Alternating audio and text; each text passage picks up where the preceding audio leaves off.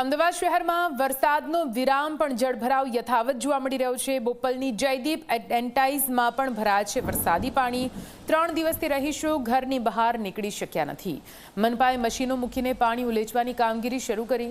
Posh વિસ્તારમાં જળભરાવની સમસ્યાથી નાગરિકો હેરાન પરેશાન છે।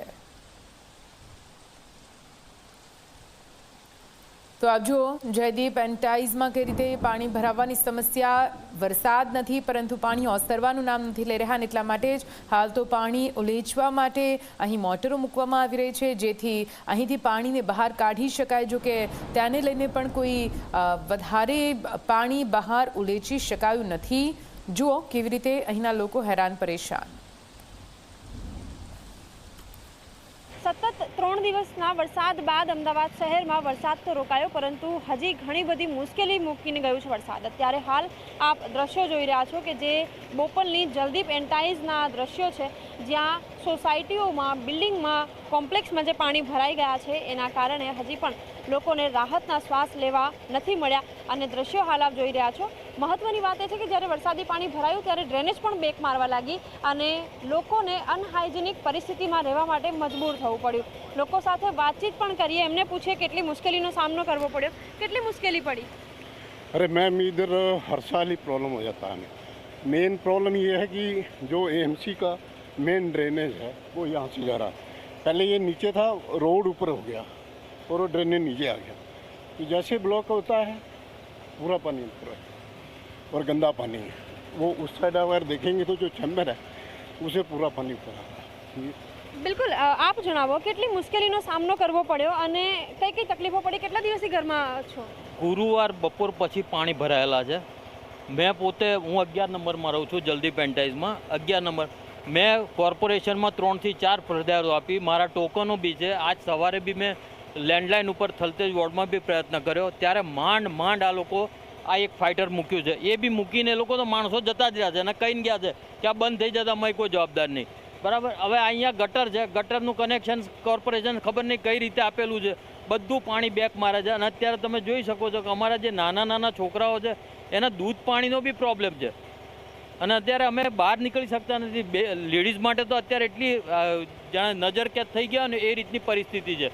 માંડ અમે દૂધ ક્યાંકથી લાવીએ છીએ। પાણીની આ જોઈ લો, આ પાણીની બોટ, કારણ કે પીવાના પાણી ગટરનું પાણી મિક્સ થઈ ગયું છે, એટલે પીવાનું પાણી બી ના આવે, એટલે અમારે તો ગમે ત્યાંથી વેચાતું પાણી લાવવું પડે ને એ બી અમારે જાતે આપવા નથી આવતા, ઊંચકીને લાવવા પડે છે। એટલે અત્યારે તો ભયજનક પરિસ્થિતિ છે અને ગમે ત્યારે અમને કોલેરા અથવા તો ટાઇફોઇડના રોગમાં સપડાઈ દે એવી પરિસ્થિતિ ઉપસ્થિત થઈ છે। બિલકુલ, કારણ કે આ વરસાદી પાણી નથી પરંતુ ડ્રેનેજના પાણી પણ છે। આપને મારા સહયોગીને કઈ ફરીથી દ્રશ્ય બતાવે। આપ જુઓ કે મહિલાઓ પણ એટલી જ હાલાકીનો સામનો કરી રહ્યા છે। આપ જુઓ કે કઈ રીતે આ પરિસ્થિતિમાંથી બહાર નીકળવું, આ પાણીનો નિકાલ ક્યારે આવશે એની રાહ લોકો જોઈ રહ્યા છે। અન્ય લોકો સાથે પણ વાતચીત કરીશું। કેટલી મુશ્કેલી પડી છે?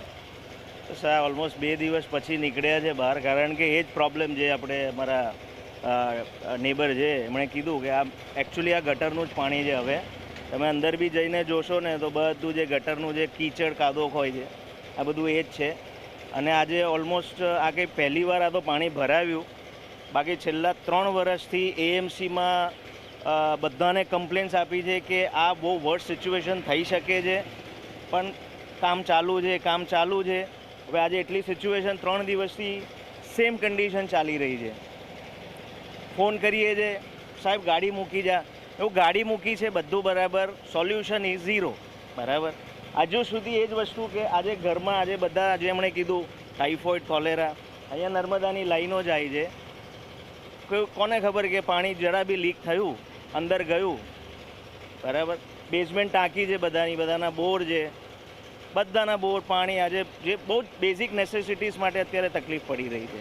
એટલે એએમસીને ખાલી એટલું છે કે તમે જ્યાં કેર કરવી છે ત્યાં પ્રોપર કેર કરો અને વર્સ્ટ સિચ્યુએશન થઈ ગઈ છે, ઇટ્સ ફાઇન, બટ એનું હવે આગળ જતાં એનું નિરાકરણ લાવ। આ કેવું છે, 9 દિવસ ચાલશે પછી કે હતું ત્યાંનું ત્યાં કે હવે પબ્લિક શાંત થઈ ગઈ, શાંત નથી થતી, પણ એ તમને સપોર્ટ કરવા માગે છે।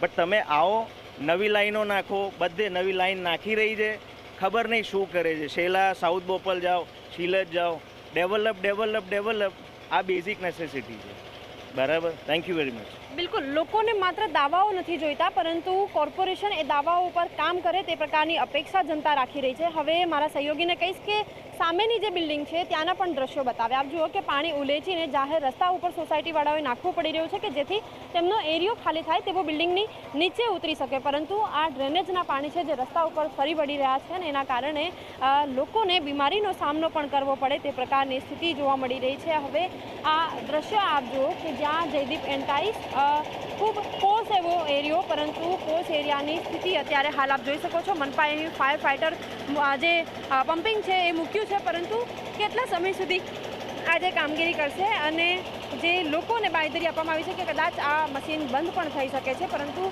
લોકો અત્યારે પ્રશાસન તરફ મીટ માંડીને બેઠા છે કે તેઓ બેઝિક રૂટ લેવલ ઉપર કામગીરી કરે, પ્રાથમિક સુવિધાઓ પૂરી કરે, drainage line, storm water connection નાખે કે જેથી વરસાદ જેવી જ્યારે પરિસ્થિતિ થાય છે તો પાણીનો નિકાલ તાત્કાલિક થાય.